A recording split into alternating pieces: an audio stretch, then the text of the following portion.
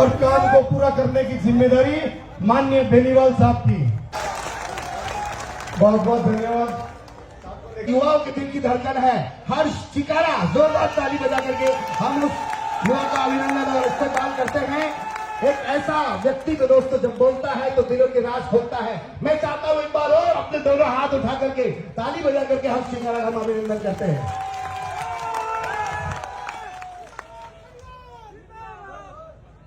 सम्मानित बुजुर्ग, नौजवान साथी, आवाज सुन रही मातर शक्तियां, आप सभी के चरणों में हरियाणा से आए आपके बेटे, आपके बच्चे हर्ष चिकारा की हाथ जोड़कर राम राम।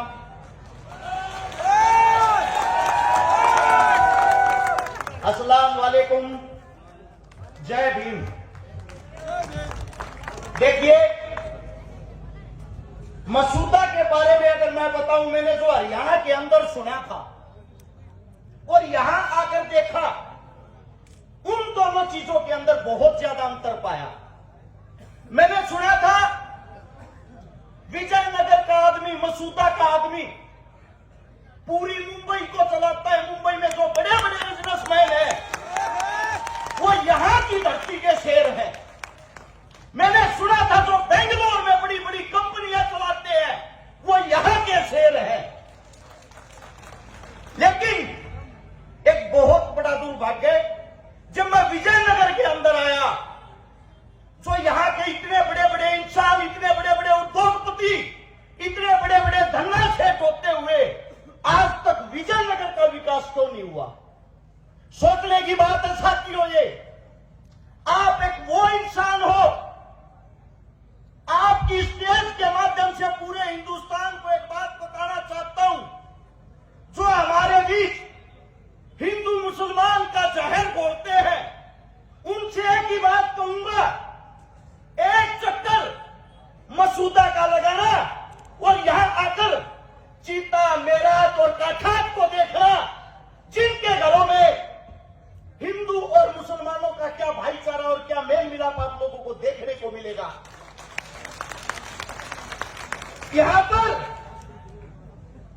अगर एक बेटे का नाम शंकर होता है तो दूसरे बेटे का नाम शहजाद होता है। यहां पर ईद और दिवाली एक साथ मनाई जाती है। ये खूबसूरती है यहां के लोगों की, यहां की जनता की।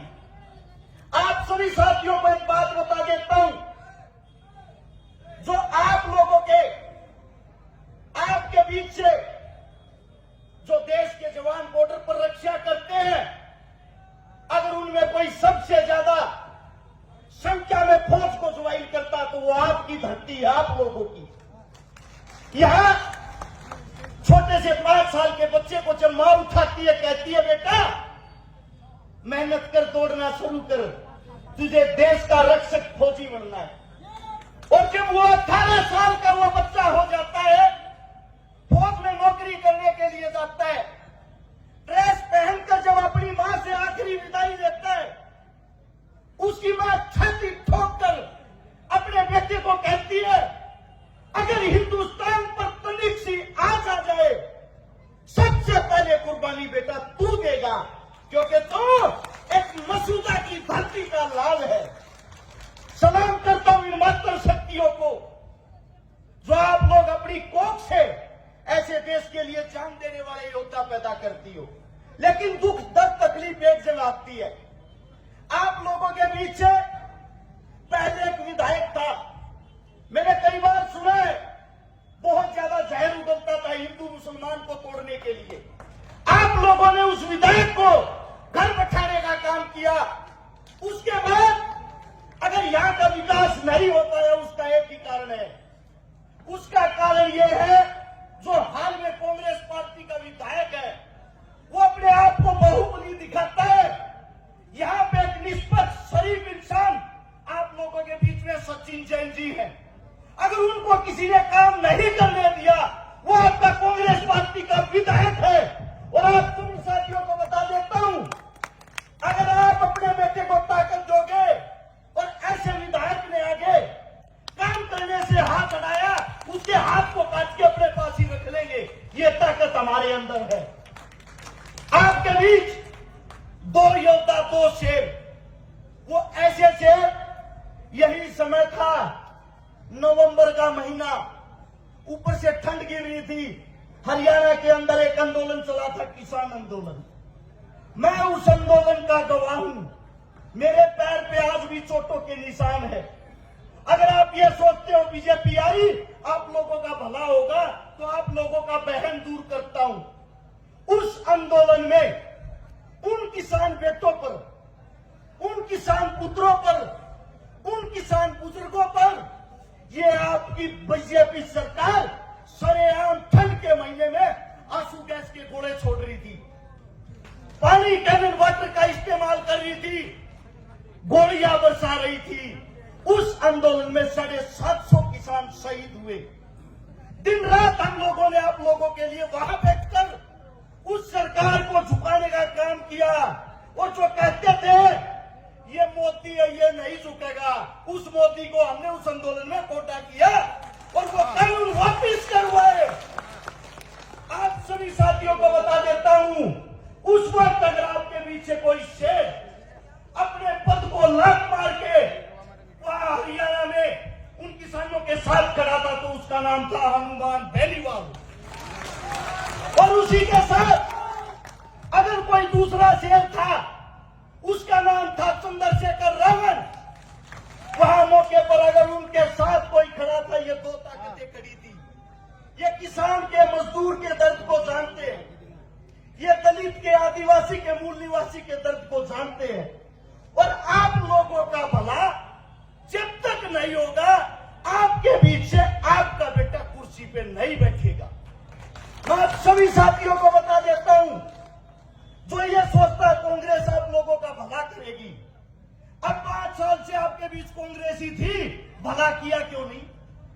आप सबसे पूछना चाहता हूं, उनको भला करना था जो वे बड़ी बड़ी इस वक्त चुनाव के टाइम पे अपना मेन्यू दिखाते हैं, अगर हमारी सरकार आई ये करेंगे वो करेंगे। अरे सरकार तो आप लोगों की ही थी, करना था तो अभी कर लेते। और जिसको ये लगता है हनुमान और चंद्रशेखर की 10-12 सीट आएंगी, वो एकदम गलत है। हाल फिलहाल हमारी 40 सीट राजस्थान के अंदर आती है, हर सीट से घूमता हूं मैं। एक बात और बता देता हूं, हम किसी के साथ सरकार नहीं बनाएंगे, सब हमारे साथ सरकार बनाने आएंगे। यह आप लोगों के बीच से वादा है। अब की बार अगर राजा की कुर्सी पे कोई बैठेगा, राजा की कुर्सी पे कोई बैठेगा, वो आपके बीच से आपका बेटा होगा। और जो कहते हैं हमारी सरकार बनेगी, हमारी सरकार बनेगी, उनको बता देता हूं, ये हमारी नहीं, ये अपनी सरकार बनेगी, आप लोगों की सरकार बनेगी। और जिनको लगता है हम कुर्सी लाने के लिए आए हैं, हम कुर्सी लाने के लिए नहीं, अब की बार कुर्सी को हथियाने के लिए आए हैं।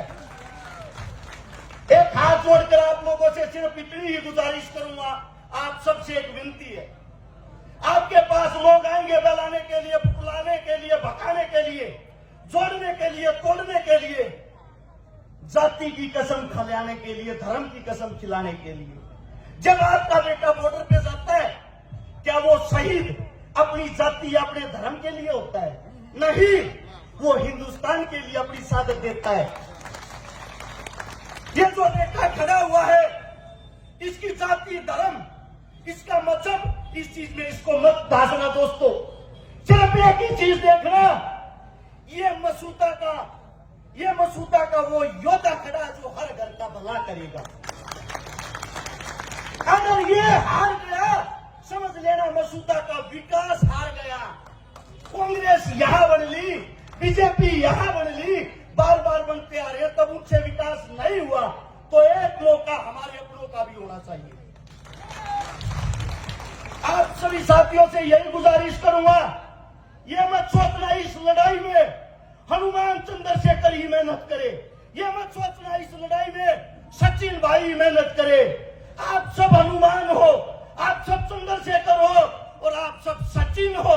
जब आपके दिल दिमाग में ये आ गया, आपको हराने वाला कोई नहीं होगा। हो सकता है मेरे मुख से कोई गलत शब्द गलत बात निकल गई हो। आप ही का बेटा हूं, आपका बच्चा हूं। पहली बार इस क्षेत्र में आया हूं। कभी कोई ये सोचता हो कोई लड़का आया था दाढ़ी वाला हरियाणा से, कुछ भी बोल के चला गया। थोड़ा सा आप लोगों को बता देता हूं, गरीब मजदूर परिवार का बेटा हूं। बचपन में अपनी माँ दादा दादी को खो दिया था, भगवान को प्यारे हो गए थे। उस दुख दर्द से निकल के आपके बीच में अगर आज आके ये बातें बताता हूं, इन्हीं हाथों से हिंदू की, मुसलमान की, गरीब की, दलित की 400 उम्र बेटियों की शादी करवा चुका हूं, जिनके माँ बाप